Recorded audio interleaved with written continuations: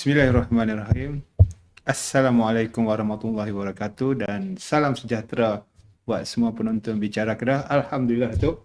Ya. Sedar tak sedar kita dah episod yang ke-11 itu. Ya. Sebelah kali lah kita dah ke udara dan kita dah lalui susah senang nak buat Bicara Kedah tu, podcast ni tu. Ya. Dia bukan kata sembang di dalam live ni saja tu kan. Dia perlukan macam-macam tu. Tenaga, masa, kru-kru kita tak lupa terima kasih. Kru kita tu kan, dia pun luangkan masa dia tu, berkorban masa, tenaga dia tu. Kadang-kadang kita tak dapat buat live pun bersedia kat tu. Dia sibuk lah. Jadi tu, kita ada topik menarik juga malam ni tu. Topik yang sebelah tu kita kali nak menjurus kepada Datuk, kalau kita tengok Bicara Kedah pun dah terus banyak ke topik-topik politik lah Datuk. Jadi malam ni satu lagi topik politik yang kita akan sembang berdua tu. Kita macam biasa tu, kita dah mula bergerak secara berdua lah tu. Dialog kita berdua.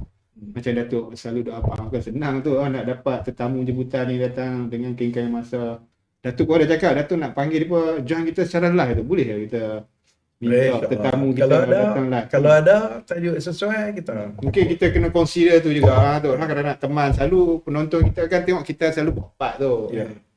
Kan episod kali ni tengok kita berdua aja. Okey tu, malam ni topik kita hasil kita berbincang dengan semua kita punya Bicara Kedah, ada producer. Kita punya perbincangan, kita nak buat topik semalam ni tu pemimpin populis versus prestasi tu. Satu topik yang kadang-kadang boleh je kita kata topik retorik dan inilah topik